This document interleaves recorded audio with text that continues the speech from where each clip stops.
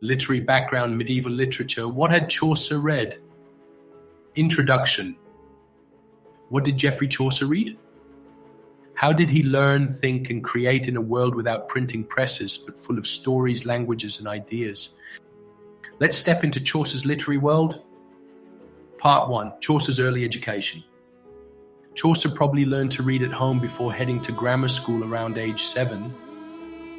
There, surrounded by boys in robes, he learned Latin, the language of scholarship, and studied texts like Aesop's fables. But this wasn't all rote memorization. Students debated, argued, and questioned morals. And that spirit of discussion, of weighing different views, would become central in the Canterbury Tales. Part 2. What Chaucer read. Chaucer's bookshelf multilingual and incredibly rich. In Latin, he read classics, Ovid, Virgil, and Boethius, whose consolation of philosophy deeply shaped his thinking on free will, fate, and ethics. In French, he devoured courtly allegories like The Romance of the Rose and love debates by poets like Guillaume de Machaut.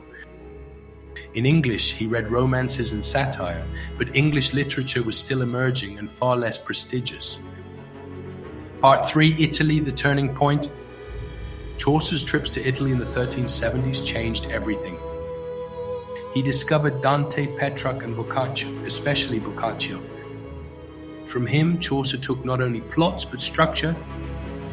The idea of a story collection, like the Decameron, inspired the Canterbury Tales. Even the rhythm of English poetry changed. Chaucer adapted Italian 11-syllable lines into what became the English iambic pentameter. Part 4. Life around the books. Chaucer didn't write in isolation. He lived in bustling London, worked by day in customs, and wrote by night, surrounded by noise, trade, and people.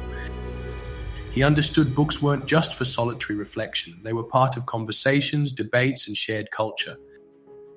And creativity wasn't just private, it was collaborative. Wrapping up.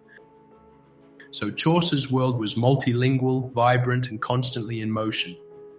He read the old and the new in Latin, French, English, and Italian.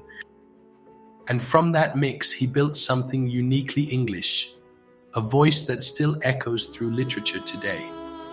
For more information, join us at our YouTube channel or Instagram account.